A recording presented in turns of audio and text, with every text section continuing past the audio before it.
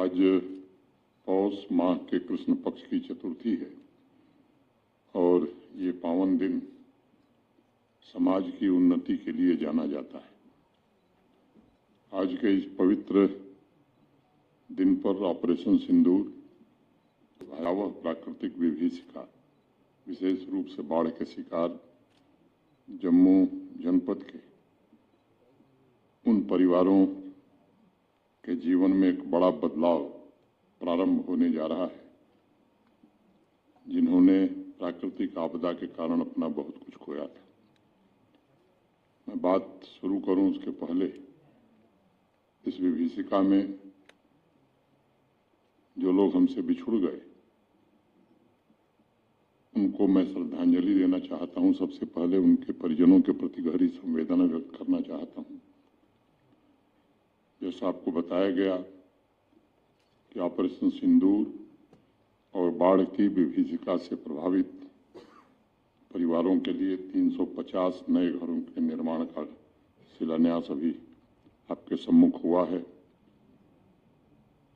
एक प्रयास है प्रभावित परिवारों के जीवन में रूपांतरण का, और मैं इसे एक अहम कार्य मानता हूं। मई में ऑपरेशन सिंदूर और अगस्त में प्राकृतिक आपदा के पश्चात ये सच है कि जिस तरह से प्रशासन ने लोगों के दुख दर्द में अपनी हिस्सेदारी बटाई, सभी अंगों ने, चाहे वो सिविल एडमिनिस्ट्रेशन हो, पुलिस एडमिनिस्ट्रेशन हो, एनडीआरएफ, एसडीआरएफ, सेना, सीएपीएफ, उससे काफी लोगों की जिंदगी को बचाया जा सका है। सरकारी तौर पर जो मुआवजे अनुमन्य थे वो भी जल्द से जल्द वितरित किए गए। भारत सरकार के आदरणीय गृह मंत्री श्रीमान अमित शाह जी स्वयं यहाँ आए, अपनी आंखों से उन्होंने बाढ़ की विभीषिका को देखा और ये भरोसा जम्मू कश्मीर प्रशासन को दिया कि केवल जम्मू कश्मीर प्रशासन नहीं, भारत सरकार भी पुनर्वास में पूरी मदद करेगी। लोगों के घर ही नहीं, इंफ्रास्ट्रक्चर भी बड़े पैमाने पर इस क्षेत्र में डैमेज हुआ है। प्रशासन ने एक एक करके उनका विवरण बना करके भारत सरकार को भेजा है और ये बात हम सब जानते हैं कि भारत सरकार इस काम को प्राथमिकता के आधार पर करेगी।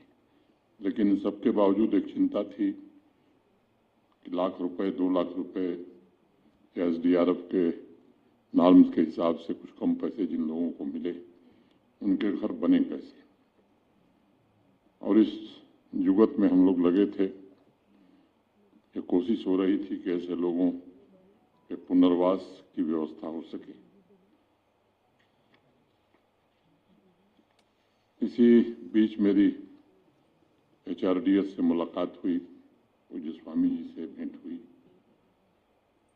और सामान्य रूप से आप देखें तो ऐसे अनेक महापुरुष हैं हमारे देश में जिन्होंने बड़ी बड़ी संस्थाएं भिक्षा मांग करके खड़ी की।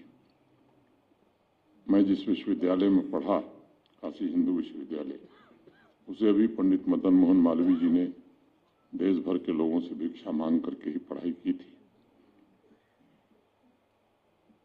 प्राकृतिक आपदा और ऑपरेशन सिंदूर से प्रभावित परिवारों के घर निर्माण के लिए स्वामी जी से मुलाकात हुई। स्वामी जी ने बहुत सहर्ष ये बात कही कि ऑपरेशन सिंदूर में जितने भी घरों का नुकसान हुआ है, हमारी संस्था सभी घरों का निर्माण कराएगी। तब तक चिसौती में मचैल माता के दर्शन के लिए गए लोग कालकवलित हुए और चिसौती के अनेक परिवारजनों के घर पूरी तरह तबाह हो गए। फिर बाढ़ आ गई।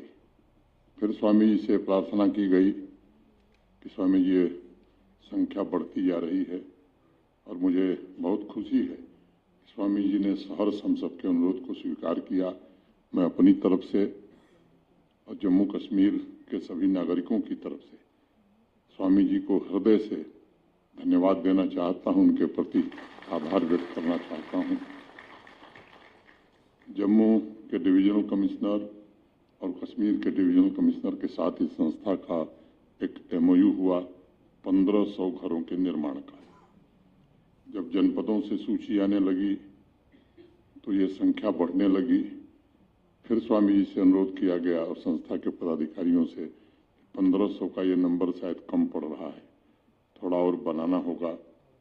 और मैं फिर से स्वामी जी के प्रति आभार व्यक्त करूंगा। उन्होंने कहा कि नहीं, जो प्रभावित परिवार हैं, वास्तव में ऐसे परिवार जो घर नहीं बना सकते हैं, वो संख्या बढ़ेगी तो भी हमारी संस्था बनाएगी।